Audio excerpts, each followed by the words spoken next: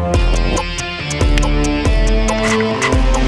everybody, and welcome to Real Talk. This is a new video series that we have going on here at PEG. And what we're doing is we're talking about movies, TV shows, Netflix, YouTube, commercials, anything that some good discussion could occur. Looking forward to some hot takes amongst our panel here. My name is Andrew Nolet, and I will be your host here. And we are joined by my fellow PEGers, Katie Avila, Kevin Hill, and our dear friends from AKHIA, Mike Lawrence and Ben Brugler. Everybody, how are we doing today? Doing well. Doing great. Happy to be here. Nice. Thank you all for joining. Obviously, we have three Darth Vaders, so obviously we're kind of teasing and showing our hand a little early on what exactly we're talking about, if the table alone didn't give it completely away. And we are talking about Star Wars: The Last Jedi, new film that just came out, and it's got people talking. A lot of people are talking for sure. It's in a movie that takes place in a galaxy far, far away, but a movie that's near and dear to all of our hearts. That's right. That's something to take home right off the bat. That's good. That's really good. Thanks. Way to set the tone. I know. Love it more than my kids. So yeah, let's start off with that. Why are we such big Star Wars fans? Mike, how do you start us off? I'm probably oldest at the table. I think I came of age when the first Star Wars came out. I was 3. It's probably one of the first movies you remember seeing. So you kind of pile on the idea that it was something you'd never seen before. One, as a little kid, I'm going to the movies, which is rare. It was much better than church, and maybe just as life-affirming. But it is. So there's all those good memories packed into it. So I think when a new Star Wars comes out, you kind of become a kid again, if only for a couple hours, and can just get lost in something. And that's my take of it. Yeah, it's a good one. I could confirm you are the oldest person at this table. Yes, we could. Hot takes right off the bat. Everybody, hot takes. Come in. That's only because it's not by much, but you still are. Star Wars captured a lot of the things that I think it captures today, which is why to nod to your next discussion point of why it is so polarizing. But this movie, in terms of Star Wars and why I'm such a fan, is really along the lines of when you're a kid and you're thinking about all the things that you want to do. You want to sword fight, you want to be an adventurer, you want to be on a spaceship. And it combines all of those things that you play in your basement or your backyard all in one place. And then thank you, George Lucas, for making every single toy and merchandising item you could think of, because when I'm a kid, I don't want to just play it. I want to eat it as a cereal and play with it as an action figure and listen to the music and read the books about it. So it was one of the first mega marketed things that I think just captured the right time at the right place, for sure. Awesome. Kevin, what about you? Well, Andrew, growing up in a strict Nazarene household, Star Wars had a lot of religious undertones to it. So it was one movie where my parents were like, "Hey, this is PG. This kind of talks about religious undertones. Kevin can watch it." So I watched it a lot. So that was the initial introduction into Star Wars, and like Ben was saying, the mass merchandising of it was amazing. And I had all the offshoot toys from my friends in the neighborhood that they're like, "I'm not giving up my Han Solo, I'm going to give up my Wolfman from the cantina scene." So I was just making up side stories with the offshoot toys, but it's near and dear to our hearts. I mean, how many other movies can you just get a bunch of people together early on a Wednesday morning to talk about? So, yeah, we love it. I love it. And Katie? Yes, I think I probably have the most different story at this table, because it was one of those things where growing up where my older brother had all the toys, so I'm sure a Millennium Falcon was thrown across the room to see if it could really fly. But for me, I remember we had Empire Strikes Back when HBO would have those free weekends, and so it would be on a VHS tape and have the 3 movies that don't make sense together. But I remember watching that as a kid. My earliest memory is Luke hanging from Bespin, and I just remember thinking that guy's really sad, as a little kid. But it wasn't until much later that I actually got into it as a fan, and where I have a lot more opinions on it now than I ever thought I would in my life. But it's kind of one of those things that I stumbled into, but I am very grateful that it happened. Awesome. And these are all my toys, so that just tells you how far I came. Thanks for bringing your toys. All of your toys. That escalated quickly. Yeah. You definitely, you may not have been raised in the church of Star Wars, but clearly it's taken over your life. Over time. So we've all seen the movie. Some of us have been lucky enough to see it twice. And I think one of the things I've seen it twice. And in both showings, I think one of the most interesting things is completely packed house, and you hear very different reactions to different scenes. Yeah. You hear applause, you hear groans, you hear boos, you hear laughter, but they're all mixed. It's not just one set of moods. So it's such a polarizing film right now. And again, that's one of the reasons we really need to talk about this movie. If you look at Rotten Tomatoes, which is obviously the end-all be-all for all movies nowadays, it has the biggest difference between the critic and audience score of any Star Wars movie. It actually has currently the lowest audience score, below Phantom Menace, at 55% audience score. That's ridiculous. Is a travesty. And a 93 critic score, tied for the second highest. So people are all over the place with this movie. Katie, how about you start us off and kind of tell why you think so many people love it and clearly so many people hate this movie? Well, I think like across the table here that, you know, like I said, with the exception of myself, is that people have grown up with this movie. And so you're almost watching two movies. You're watching a new Star Wars movie, and then you're watching your emotional investment your whole life. And so I think sometimes that's kind of hard to separate those two and understand what your expectations, and if you can have realistic expectations about it, that can you take this thing that has been so much a part of your identity throughout the years and then slightly change it? And does that change your identity? Do you feel not as invested in it anymore? It's like when a band comes out with an album and it's a totally different sound, and you're like, do I still like this band, or I just like this era of this band? And so I think that's where it's kind of tripping up some people. And so far, are you in the stance that new albums come out, do you still like the band? Depends on the band. Let's say this band, Star Wars. Yeah, you know, it's interesting because I like that. You know, my husband and I walked out of the movie and we were both like, huh. And we knew that it was obviously going to take another showing, and then, you know, just kind of time to settle in because it was so long and there was so much going on that it's just, how do you kind of take it all in and let it settle? And even just kind of coming in, we were just talking about the last 2 days at lunch of starting to get other people's perspectives and ideas on different things where, you know, it kind of starts to change your perspective, or you're kind of taking in things, you're like, oh, I didn't really think about it that way, which I think is good. But I think that it kind of has people riled up is kind of great. I mean, I like being an instigator and pushing people's buttons, so there's that part of me that's like, yes. Kevin? Here's a hot take. Oh, yeah. So you can't say it's a hot take. Yeah. You can't say that and then We'll have a let hot you take. know. I'm calling my shot, Mike. Right over there. It's going right over there, that hot take. All right, proceed. Babe Ruth is up to plate, everybody. So, we're all Star Wars fans, and there were always a number. There was a set number of Star Wars. So the first three, there's only three. Oh my gosh. So we are soaking every minute out of those movies. Then the next three come out, and they're like, okay, there's 6 now. Okay, man, we got to soak every minute out of these 6. Now with Disney, thank God for Disney coming in and giving us endless amounts of Star Wars content. But now I think as Star Wars fans, we're getting a little greedy in the fact that it's like, hey, there's unlimited amount of Star Wars coming out now, so let's pick these things apart, because you know what, throw it out, throw that one out, throw this one out, because there's more coming right behind it. So I think that, I mean, the whole thing about the Rotten Tomatoes score being higher than or lower than Phantom Menace, I mean, I think that's because people were like, okay, crap, that wasn't very good, but there's only 2 more that are coming behind it, so I kind of have to pick out parts that I like about it. So I think that people can generally throw this whole movie out because they know that there's more coming behind it. Ooh, hot. Yeah. That's hot. Yeah. So Ben, Kevin just called you greedy, being a Star Wars fan. Yeah. How do you feel about that? You know what?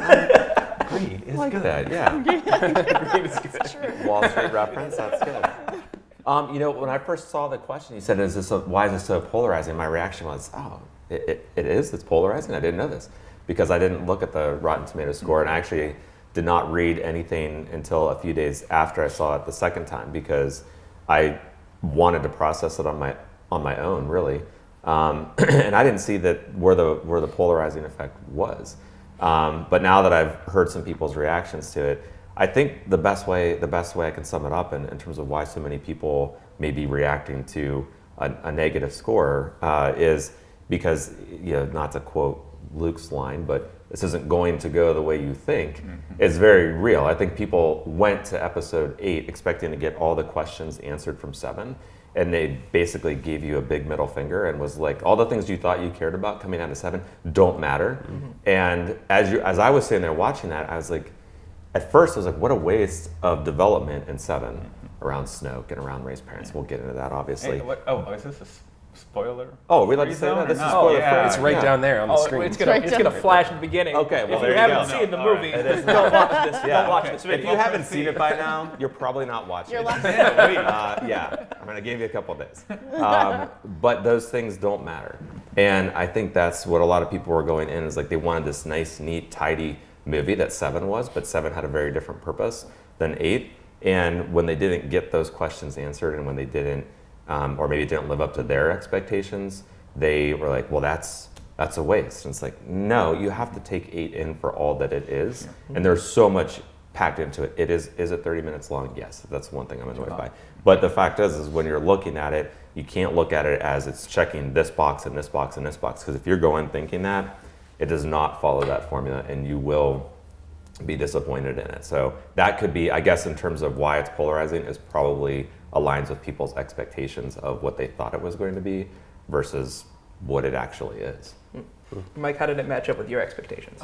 Well, I had heard about the critic score. You just mentioned it, and the dichotomy there.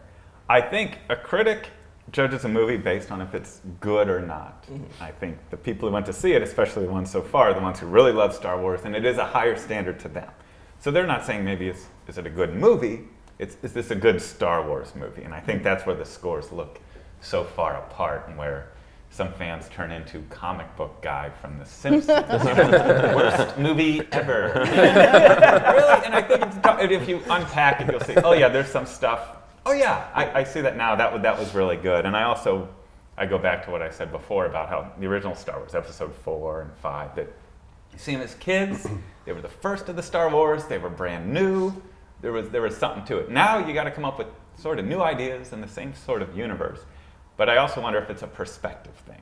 If they released 1, 2, and 3 in the 70s and early 80s, and 7, 8, and 9, 15 years ago, and now we're talking about A New Hope, and we're like, well, I don't know, the acting's kind of lame. Does it all take place in one day?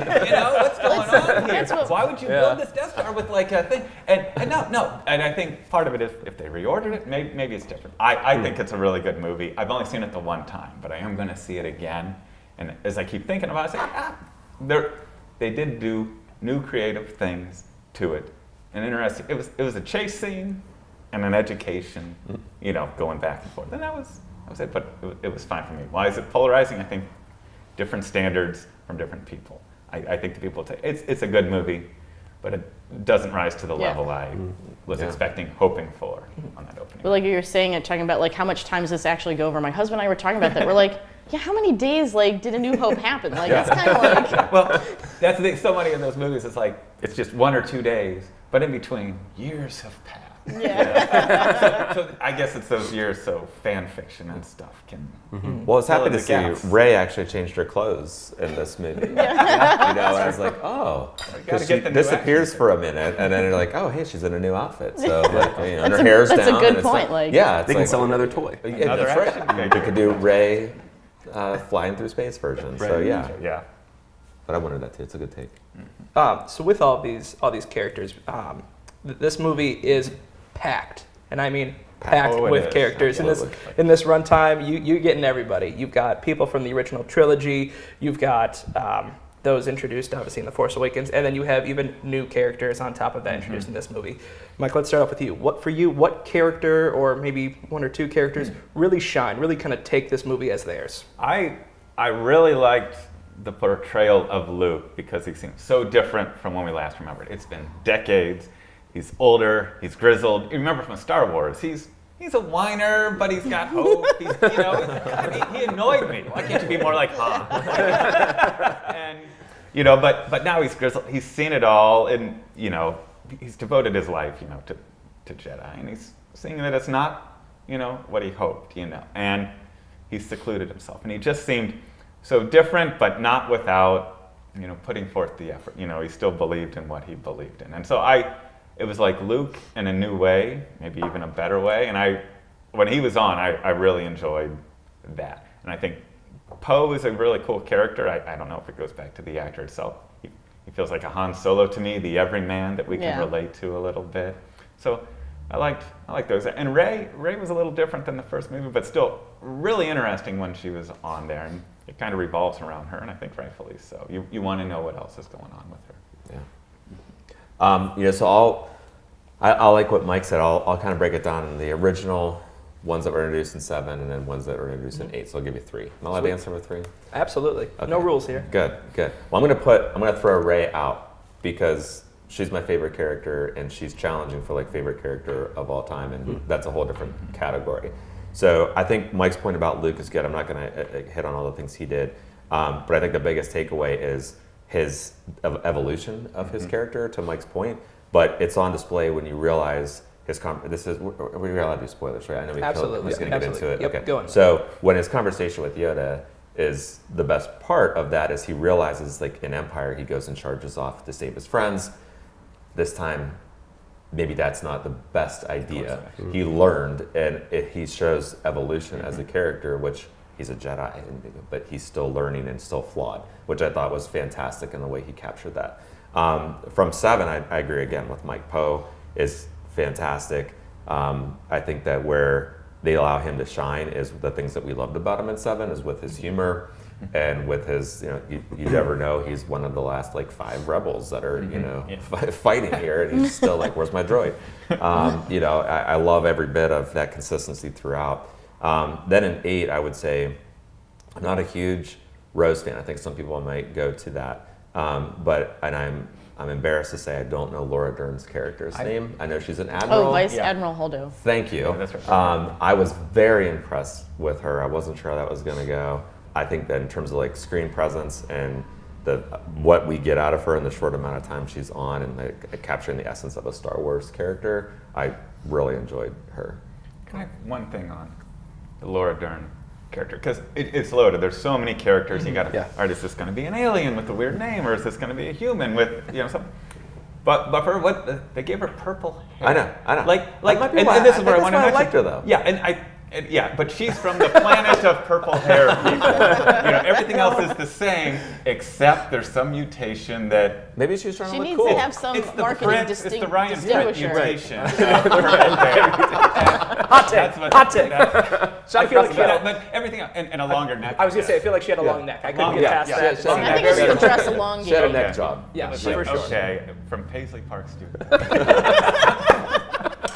Which makes me like Who'd you it love? more. Who'd you love to love? So I loved Kylo in this movie. Our buddy here. Our buddy right here. Oh yeah. I mean, I feel like this was a Kylo movie. I feel like Force Awakens was Rey and giving Rey's kind of backstory and really following Rey, but like from the beginning when Snoke says, take that silly thing off. And it's like, I'm crushed for him because like, he's like, I put my faith in this person that thinks I'm just disposable, essentially. And then seeing him smash his helmet in the elevator was an awesome scene. Yeah. And then getting the backstory so I was expecting backstory on Rey and on Snoke. I wasn't really expecting backstory on Kylo. Yes. And then when we got it with freaking Luke trying to kill him and I love how we got his point of view and Luke's point of view. I mean, man, I like this movie more than We'll go after that. That's great. Yeah, we should go right now, actually. Cut it. So yeah, I think Kylo shined and he evolved throughout the movie, which was really cool to see. My favorite character was Vice Admiral Holdo. One, I loved her look as soon as they introduced her. I was like, I want you to be my favorite. I just loved her whole style. But what I liked about her in the movie is at first I really didn't like her. I was just kind of like, okay, like I guess as being a woman, I'm like, oh, they're going to introduce a woman, then a man's going to challenge, and then he's going to prove her wrong. And I love that she was just kind of treating Poe like, listen, little boy, like we got stuff taken care of. Like you don't need to know everything, so like let me just do my job. Which she totally did. I love it. It was a bummer for me to only see her for so little of a time, but I love the decisions that she was able to make as that character. And watching her, it just made me want to know what she has seen and been through that enabled her to be able to make these decisions in the time that we're just seeing her. Like, because the whole time I was like, like, well, this is going to be a comic book or a book. And I'm like, I can't wait to actually be able to dive into that, which is kind of good about all the content you're talking about that's able to come out where you may not get as much of a character as you want, but you're like, it's going to be like Marvel's going to come up with something. They're going to release the book in 6 months. Like, so you'll be able to dive a little bit further. But also to that point, can we segue into someone we didn't get as much from? Well, can I tag on to that real quick? Yeah. Because I know where she's going. I really want to hear what she's going to say to the end of the question. Yeah. But I want to agree with you on the Holdo character, because I feel like in my mind I'm like looking at the second time I saw it. I'm looking like, was there like an escape pod that are like maybe the next movie it'll pick up with like her on some abandoned planets. Like, you don't know that she was jettisoned. It's like she needs some real meaty scenes. I feel in the next one in terms of like developing a strong female veteran presence, not a veteran of the film, but like somebody who's been through the wars. Well, because they just have Leia, and so to have somebody else that's like kind of like at her level is kind of like girl gang. Like let's the two go. that were in on all of that stuff, and she's like, I kind of like him. That was a great moment. Where she's like, and I kind of that one's a handful. I kind of like him. You know, I was like, oh man. And the second time no one was coming, I was like, oh, that is a waste in my opinion in terms of like where they were going to go with that. So. And I think to kind of bounce off of what you said earlier, you know, we're getting Star Wars movies left and right. We got Rogue One based off of one line that happened. Line, yep. How long ago? Right. Who's to say Rian Johnson won't make a movie based on one line in this movie where they reference this great fight that she was in? That's right. That's right. Well, they did the Clone Wars off that. The cartoon show had 7 seasons. It's like over 100 episodes. It's just like, we got things to say about this one line. Yeah. Like, I'm sorry. I'll go. Props to Laura Dern. What did she have? 3 scenes, and she's a favorite. You know, she pulled it off, and I think it was nice. Like you said, she got to argue with Poe, but she's the one making the tough decisions. Try sitting here, Poe, and doing the same thing, and held her own and took over. It was great. So, Katie. Here we go. I personally know the direction you're about to, how you're about to answer this, so I apologize for bringing it up, but the people need to know. Are we going to argue? But I like everything she said. Are we gonna? I feel like you're setting us up for something. I'm taking her down a dark road. All right. Well, she's about to go through the hole in the island that Ray went through. She's about to get real dark on us here. She's about to realize the truth. She didn't even fight it. I'm worried where this is going now. All right, let's go. It may be built up to more, but Katie, there's a lot of characters in this movie. Who's maybe one character that you were really hoping to get more out of? Phasma. Okay. I wanted more Phasma. And even in 7, I was like, she was in it. Yeah. It took me, what was it, an hour or 2 that she showed up, and I was so pumped to see her. I totally forgot about her for the first 2 hours. And I was like, oh, there she is. The person I wanted to see. And even when 7 came out, and I was like, well, she just got shoved in the trash. Okay, maybe 8 is where she'll show up. And it's like, I really don't want her to be like the new Boba Fett where it's like cool armor, like dumb death. And so I feel kind of suckered into it because I still have this like hope for Phasma, even though it's just like in the book that she has, she's totally amazing and she'll just kill people, she'll do whatever she needs to do to get power. And then in the movie it's just like, meh. like how is somebody who's supposed to be this like just giant warrior that's like, and you see there's the shot where she first tries to strike Finn and she just just their size difference between those 2 actors, like, but she just towers over him, and then in that armor it's even more. And I was like, Finn shouldn't be able to get the best of her, like what? No. Rocky and Ivan Drago. I feel like Finn lands some lucky shots through the first 2 movies. He has a lot of lucky shots. I mean, and I went back Finn, and watched 7 and when he's fighting what's I wish I knew the weapon's name. I just call it a boomstick, a reference from Evil Dead. But where it's like, how did he get over on that guy? Yeah, it's the same thing. He just kind of is in the right spot at the right time. But they set up Phasma. That's a great answer. And to just kind of go off that, I know sadly Rian Johnson, when asked what he thinks of the character of Phasma, he's like, it's like killing Kenny. It's fun for me. And I'm like, oh no. I feel like Rian Johnson was basically like showed us everything he did not like about 7. 8. I feel like, so you didn't like that. Yeah, it's okay, like, gotcha. I'm not a fan of this, and I'm gonna get my own trilogy out of this. So didn't really like Snoke. Okay. Cool. And then JJ gets 9. So like JJ's coming back for 9, and he's like, what the hell did you do? He's like a kid who lent his toys to a friend, and they're all like, everything's broken. He's like, oh no, what do I do? My sandbox is destroyed. So, Kevin, what character did you want more out of? Did I want more out of? I mean, the obvious answer is Phasma, because they did just totally fed him. They're just like, or her. I mean, she was, poor thing. I feel so bad. I mean, I really can't answer that. I mean, I've read a lot about Luke being disappointing, but like you guys are saying, I liked Luke. Yeah. You know what I mean? I liked his development and everything like that. It had to have been Phasma. I mean, I don't really think that I wanted anything else out of the character. That's a horrible answer, but that's all I got. I'll take it.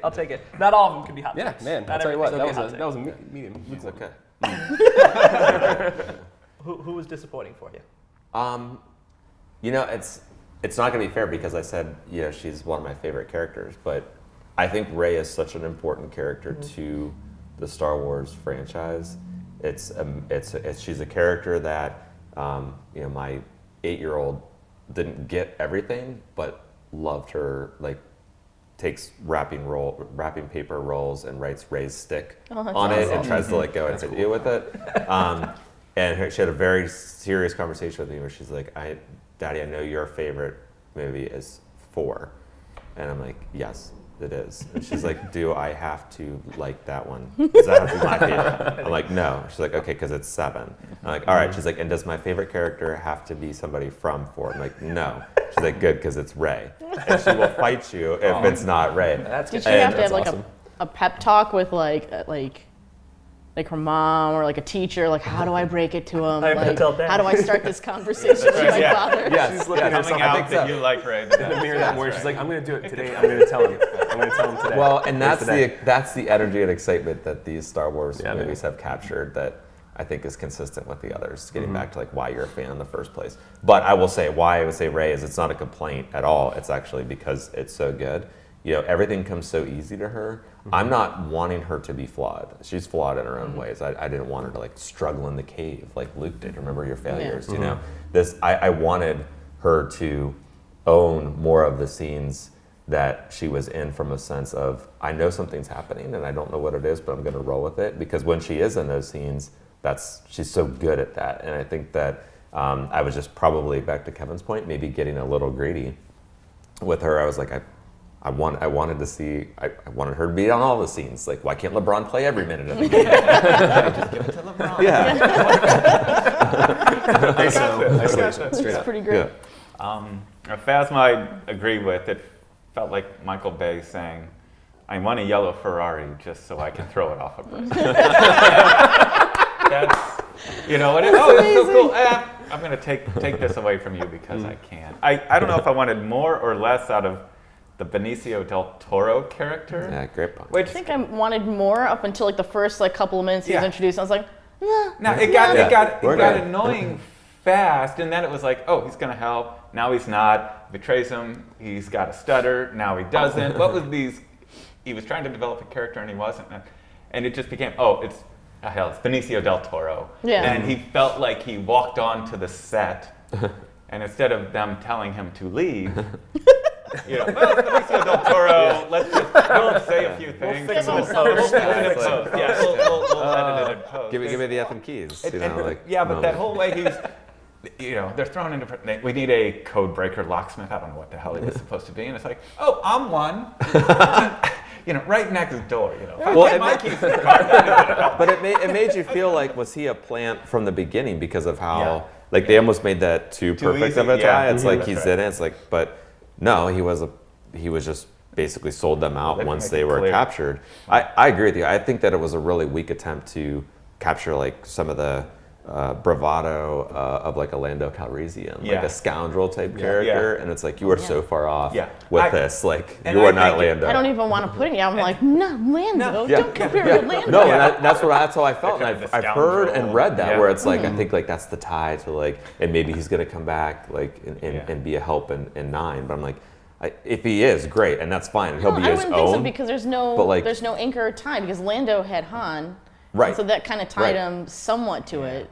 And I feel like they tried to link it to Rose and Finn, you know. But I think that also goes to, but then just like, because we were talking about this yesterday, of with 8 kind of diverging from the usual like cookie cutter of what we expect of like this is this person's role, this is what this person's role. Even though they're new, it's like, well, it's kind of the great thing about it that his character, like Benicio del Toro's character, it's like, well, just because we had a Lando storyline doesn't mean that this person's automatically going to fit into that. Like, right. It's also which is maybe one of the things that's kind of like, well, I can't fit this person into what I already know, which might also make it part of that maddening part. But yeah, no, I'm with you. I did not like that they were trying to draw that parallel. It's just that I think they're just trying to ground him in something. It's just like maybe he's just a bust, you know.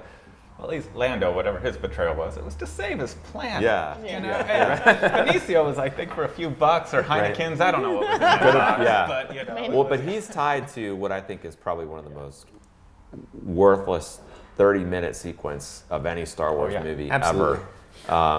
There's no reason or purpose for him or those scenes. So and I think kind of as a whole, what people do kind of agree on is that Finn storyline. Yeah, does the kind casino of, I think and everyone Master can Code agree Breakers, does like, kind of oh take my a gosh. step back in Finn's growth. The only thing that made me feel a little bit better about it was, I mean, it was probably the storyline that I cared for the least, but at the same time we were talking about like having to accept failure and making wrong decisions. The fact that storyline kind of was just like a bust, it's like, well, nothing happened from it. But it's like at the same time, that's kind of what makes me okay with it. Even though it wasn't the most interesting one, the fact that you kind of go on this whole thing and you still don't get what you want is, I like the theme of that storyline. Yeah. Even though I don't care for actually that. Yeah. It felt like it was their cantina scene. Yeah. But instead of cantina, it's a casino with rich people, and it's going to look like a casino. Right. You know, and it looked like a regular casino, same kind of games, and it felt like a lot of wheel spinning and trying to make certain points that they're selling war weapons to both sides, and a little nod to the military-industrial complex, and eat the rich and things like that, which. Yeah, I'm all for it until I'm rich. Yeah, until but yeah, it felt like, all right. And even when I was watching, I was tired, but enjoying it. I was like, all right, let's move Well, that's where on Nick to the Thaler next. fell asleep. I mean, he'll buy his own edition, yes.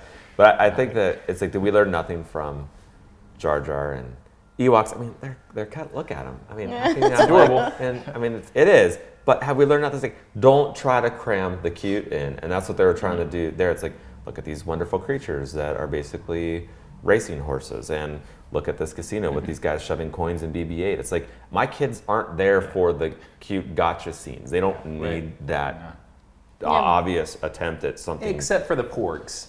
The porgs. I'll take the porgs, but they're not in that scene. They're scattered throughout, and it's only their interaction with Chewbacca that makes them like really cool. I mean, they're definitely the BB-8 of this movie. Yeah, I had no problem with them. Yeah. But they're in the storyline, like. They were in there a lot more than I thought. You wanted them to see. You wanted them to activate that lightsaber when they were stepping on it. It's like, and I almost felt like it would have been worse if they did, because it's the mindset of me like watching it. Where it's like, I just think it's going to go up and smoke, and then like Chewbacca's trying to eat one later. Like, it's fantastic, but like the cute for the sake of cute with these scenes, it was too much. Yeah, but like, then again, I guess that also goes back to, because throughout the movie, as I was kind of trying to just see how I felt about it, I kept asking myself, well, what do I expect from a Star Wars movie? And so like some of that cutesy stuff, at the same time, it's like, you can go back and watch Return of the Jedi, and it's like, there's a lot of cutesy in there. Absolutely. And so it's kind of like, it's not like that hasn't been done, or that trope hasn't been like, look at these little Ewoks and look how silly they are together. It's like, well, we've had that before, like years ago. So it's the George Lucas clause. I feel like he gets to write like one piece of every movie, and like he writes that part in. He's like, the kids are gonna love the casino scene. Thanks, George. I'm gonna take my my moderator gloves off for just a second. Yeah. Throw out what I realized that during my second viewing of who really kind of, I was like, oh, that's all we're gonna get. And I would say the one that I wanted more of. First time was Finn for me, but the second time was actually was Chewbacca. Yeah, because essentially you have the loss of his only friend in the entire galaxy, and all we get from that is Luke saying, "Where's Han?" and Chewbacca making a sad noise, and that's all of his character that we get after that. So I was kind of a little bit bummed out with that, but he is drawn. I mean. If he was a bank robber, he would definitely be driving the getaway car. Oh, absolutely. Because from 7 and 8, he is always right there with the Falcon, ready to catch somebody. He's like Baby Driver. Yeah, he's Baby Driver. You look at Empire, we found him up there. Then in like 7, it's like, we'll float over the planet. We need to help him. It's like wherever you need a ride. Chewie's like, why don't these people take control? Yeah, I always got to come and save them. They should just Baby Driver reference. It's like he's listening to music, but it's all dolphin sounds. They should just have a post-credit scene where it's just a race between Poe and Chewie and just win. Right. Yeah, you're right. Yeah. But to really stress, like we said earlier, if you haven't seen the movie, really stop watching because we're really about to ruin it for you with this next question. Then I'll start with you. Do fans have a right to be upset about Snoke dying and the true identity of Rey's parents and kind of the direction they take? Because we were talking earlier that people are so excited. Everything in between Force Awakens and The Last Jedi is just people being like, I gotta know these two things, and it comes out to be that these two things couldn't matter less. Yeah, I think they do. Mm-hmm. I was the first time I saw it. That's when I got out there. So I think I said it. Basically, every storyline you build up in 7 doesn't matter, and I was tired and maybe a little annoyed. But the next day in the morning, I was thinking through it. And I was like, that's going to be a bad thing because it's this formula that then in 9 we get the big reveal and everything else. Like, I'm excited to see what now is going to be because they're going to have. There's some storyline in 9, and it's a lot more exciting to me now to see how 7 people, now 6, basically form the next Rebel Alliance. And there's much deeper, meatier storylines, in my opinion, that are being set up now that they got some of maybe those reveals out of the way. But I will say, yes, they do have a right to be annoyed because I would like to know. So like, he's all knowing, all seeing. He says it. He knows and sees everything, yet he can't see a lightsaber being turned counterclockwise.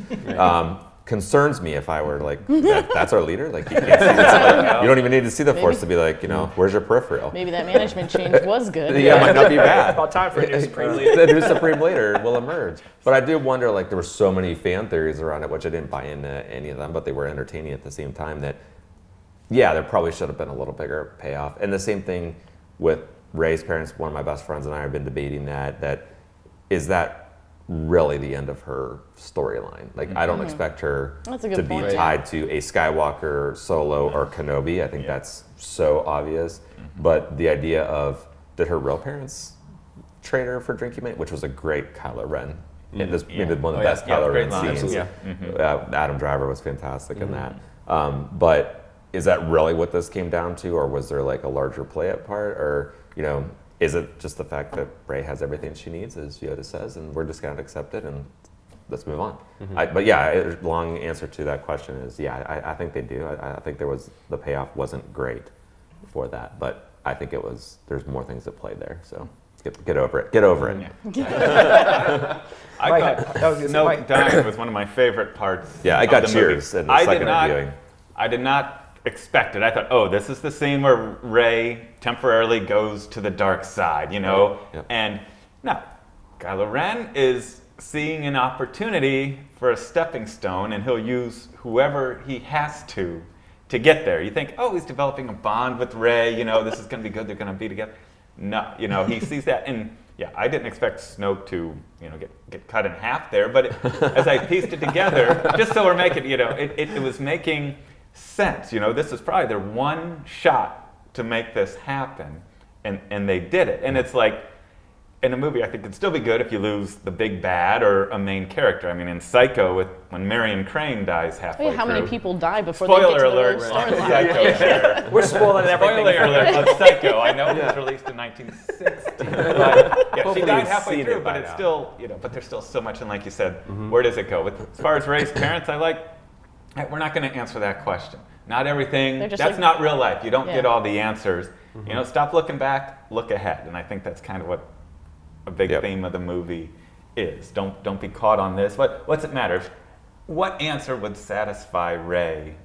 That's true. And if you were going to make it, like you said, a Skywalker, Kenobi, so like, oh my gosh, really? Are there more than 10 people in this galaxy? So you're saying that they don't really have a right to be upset because pretty much they were going to be disappointed anyway? Is that kind of what you're... Which with part? Being disappointed with like that Snoke and her parents were all like red herrings, if you will. Yeah, I kind of like it because, do I need to be so invested in every scene or think I know where it's going, or to be satisfied with everything? It wasn't bad movie making. It's actually a good story. I like the twist. I did not see it coming. And for somebody who's seen all the Star Wars movies, hey, it's nice to be surprised once in a while and say, oh, here is another plot point to go to the next plot point.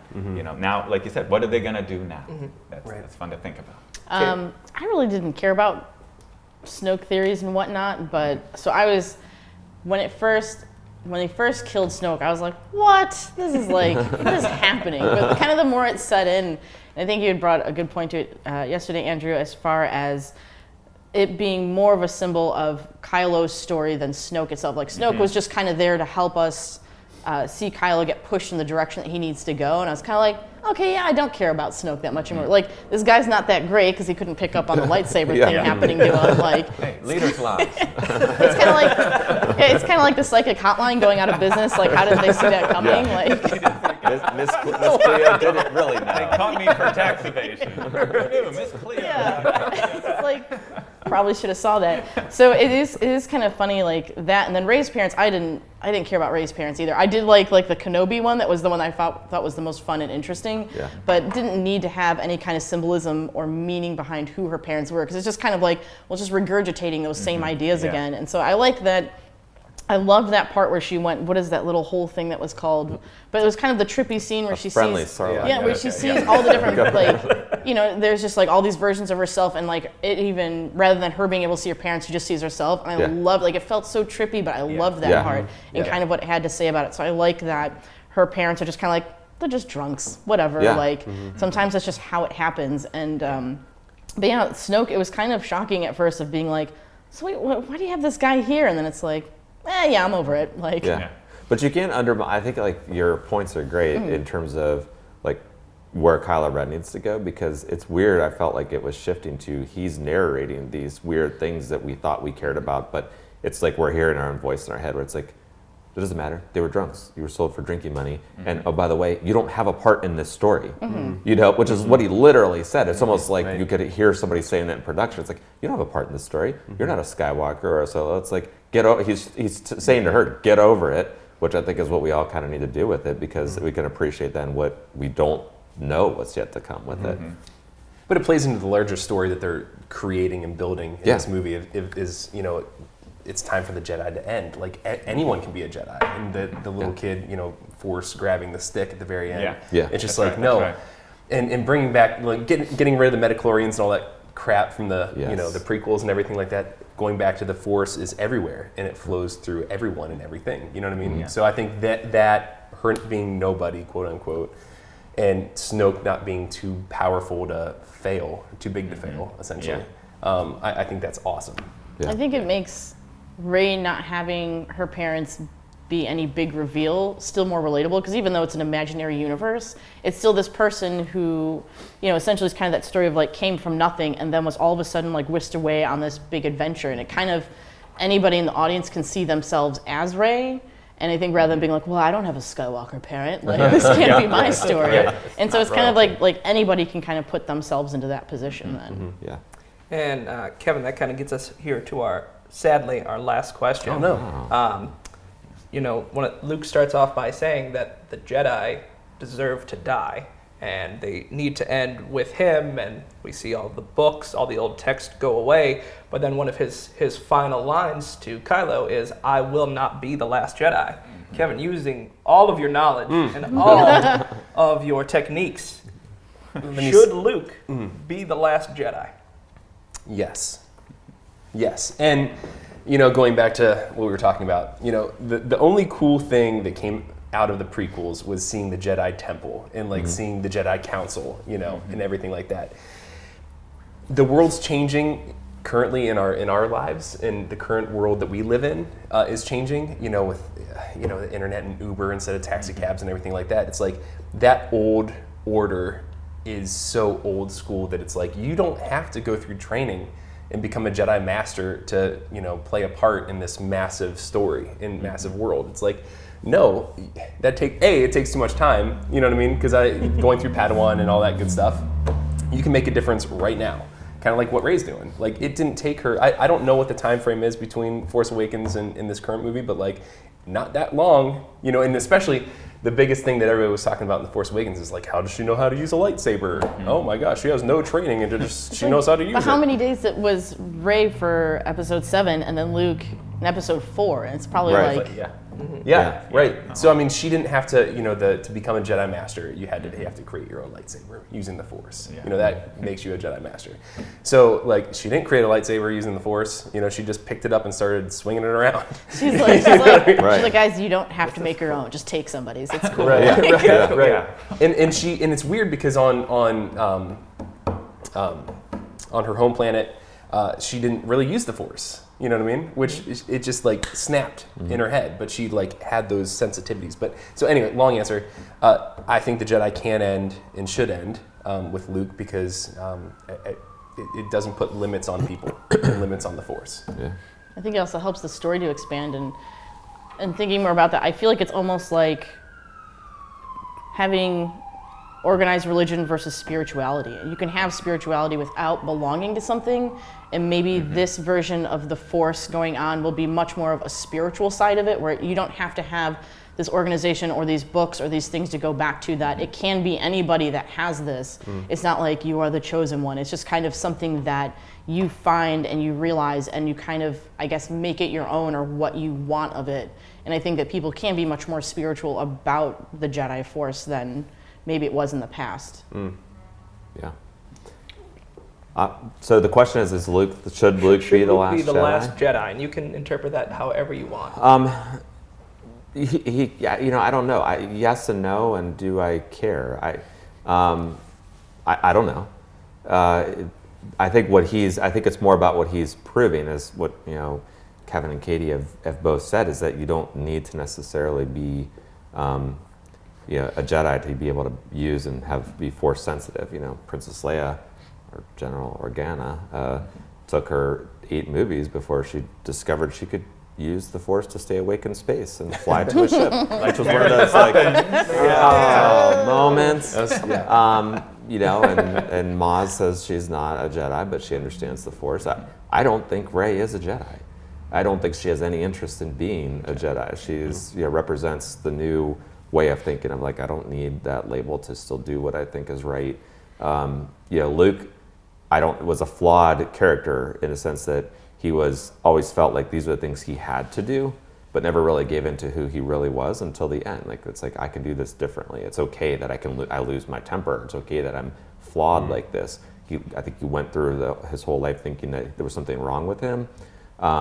Obi-Wan, in the old way of doing it, was to the order of the Jedi, and we're going to have you in the temples and train you properly and everything else, where I think now it's almost like this rebirth of what it means to be in the Force, and if that means that somebody's a Jedi, fine. If not, fine. You think it's going to be more of that, finding that middle ground where you're not, because it's always just two extremes. You're either a Sith or you're a Jedi. Right. You're either very good or very bad, and it's kind of like, I think somebody had talked about one of the, expanding on I don't know, a fan theory, but just talking more about how the prequel should have been with Anakin, where he kind of represented that middle ground of like, even though the Sith are supposed to be bad, at the same time you have people on the other extreme, and it's like that extreme isn't necessarily good, and kind of finding that middle ground and the balance of the two, like an actual balance of the two. They say bringing balance to it, and that could be her true role, is bringing balance to it, where it doesn't matter what, and you keep waiting for her to go to the dark side for a minute or do something wrong, and she just has this internal compass that's intuitive, that she just makes the right decisions without Obi-Wan in her ear or Yoda on her back or anybody appearing to her or talking to her through the Force. She just does it. That's good. That actually put some brain in a new light for me, because it's like, well, she just has this intuition where she's just like, I just kind of know. Like, thanks guys. Like, And Yoda's wise enough. I love the Yoda role in this movie. It is fantastic. He's back to the puppet. I mean, it is.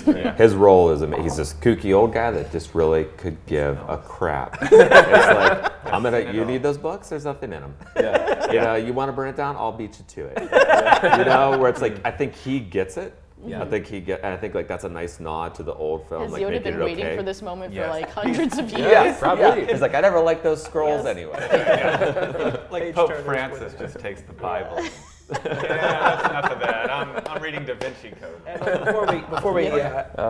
before you take us home, I just want to say, if Disney or Hallmark ever finds this video, if they came out with a Leia Mary Poppins ornament, I would throw away every ornament that I own, and my tree would be head to toe with her like this flying through space. That would be the greatest ornament. But it would almost be, you add to the ornament, it's almost, there's a motor and it's kind of on a little string. It's like you float around your tree. Yeah. Maybe it's the new train set, but it's elevated. Well, before he answers, can we just give a quick, as true Star Wars fans, long time, can we give a quick nod to Carrie Fisher? Because I read that Han Solo was 7, owned chunks of that. Luke was 8, and supposedly awesome. Carrie Fisher was supposed to be owning a lot of the storyline from that perspective in 9.